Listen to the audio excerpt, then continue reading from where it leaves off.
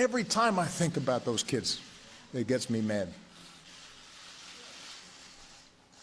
And by the way, it happens on the streets of Chicago every day.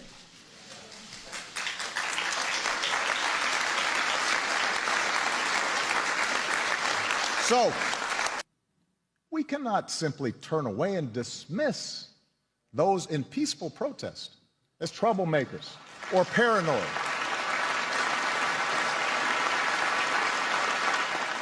Whether you are black or white or Hispanic or Asian or Native American or of Middle Eastern descent, we have all seen this bigotry in our own lives at some point.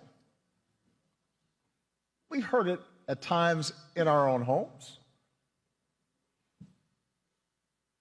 If we're honest, perhaps we've heard prejudice in our own heads and felt it in our own hearts.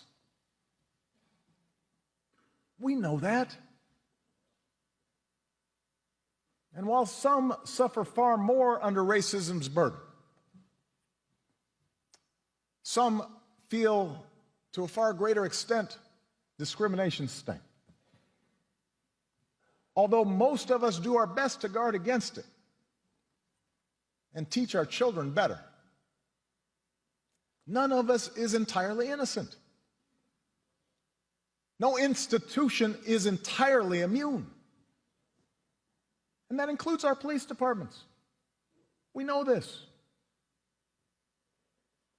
And so when African Americans from all walks of life, from different communities across the country, voice a growing despair over what they perceive to be unequal treatment,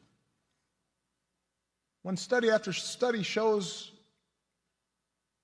that whites and people of color experience the criminal justice system differently, so that if you're black, you're more likely to be pulled over or searched or arrested, more likely to get longer sentences, more likely to get the death penalty for the same crime.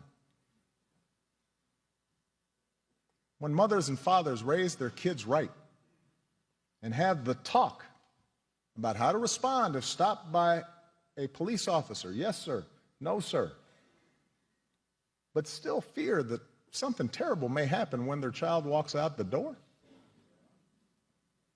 still fear that kids being stupid and not quite doing things right might end in tragedy. When all this takes place more than 50 years after the passage of the Civil Rights Act, we cannot simply turn away and dismiss those in peaceful protest as troublemakers or paranoid.